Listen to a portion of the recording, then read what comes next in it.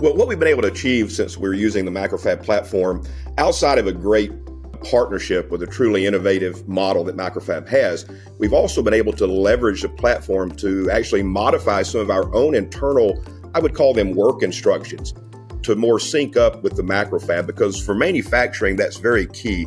It's all about documentation. My background is in military electronics initially. So documentation is key, work instructions. MacroFab has captured and distilled that information in one platform where everything that we need, from work instructions to actually CAM models, circuit automated manufacturing models, that help our technicians plan out, schedule the jobs, execute our own internal work instructions. That's critical, because in this industry, really, it's a very detailed process for assembling a circuit board.